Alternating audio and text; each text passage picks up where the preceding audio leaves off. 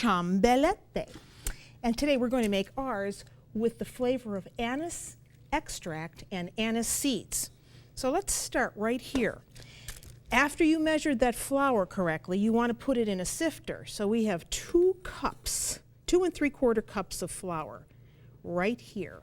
Then 1/4 cup of sugar, because this is not a real sweet cookie. 2 teaspoons of baking powder to give us a little lift, and 1/4 teaspoon of salt goes in. Then you just sift. Sift this to lighten the flour and to combine the dry ingredients. Once you have it sifted, then you just set this aside. And now we want to mix our wet ingredients. So, in a bowl, we're going to whip up some eggs. We've got 4 eggs. And I want to just beat in a little bit of air into these eggs. So you can do this with a whisk, or if you wanted to do it with a handheld mixer, you could do that as well. Now we want to add some anise extract to this. This has the flavor of licorice, and if you didn't want to use anise extract, well, you could use vanilla, you could use almond. Not too much, because this is pretty powerful stuff. I want anise seeds. So here we have about 2 1/2 teaspoons of anise seeds. And this comes from the anise plant. And again, it smells like licorice. And we're going to put that in a little grinder, put the top on, and grind it up until it's really pulverized.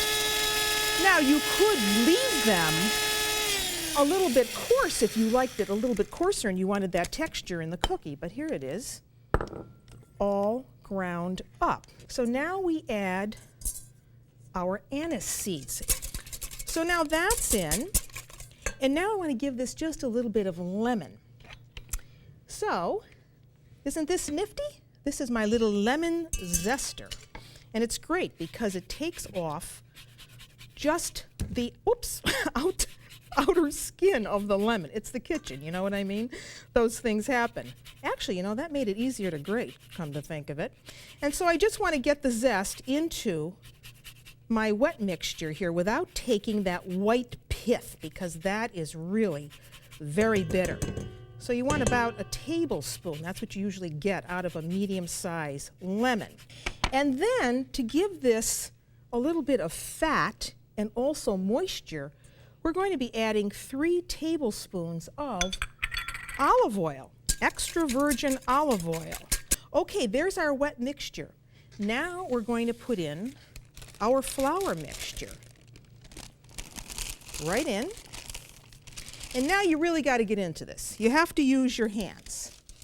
So I'm going to mix this up until I have a fairly stiff dough. And that's why I kept some extra flour at the ready, because if this is too soft, I may have to add a little bit more.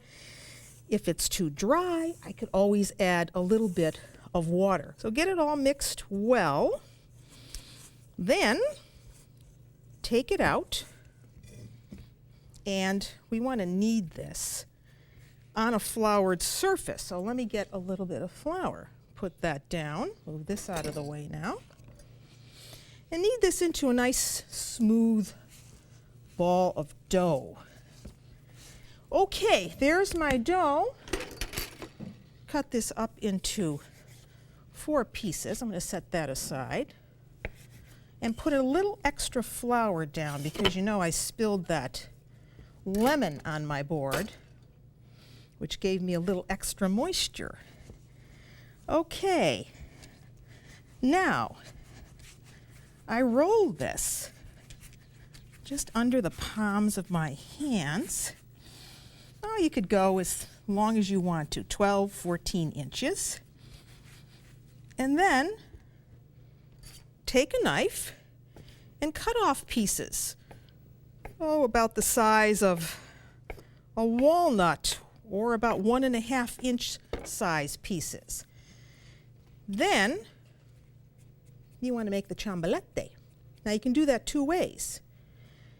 Make a little ball like that, and then can take a wooden spoon and get a hole right in the center. Then you can stretch it, you see? If you have to have a little flour on your hands, do that. Stretch it. Stretch it out. I'll make 2 or 3 for you. And these should be rustic looking, so they're not going to be perfect. But if you want a perfect round, this is one way to get it, by using a spoon to get that hole in the center. Or you could just roll it into about a 5-inch long piece, the width of your finger, and bring those 2 ends together. Pinch those 2 ends together. I just want to put a little bit of an egg wash on this. This gives this a nice little crunch. So there's our last egg.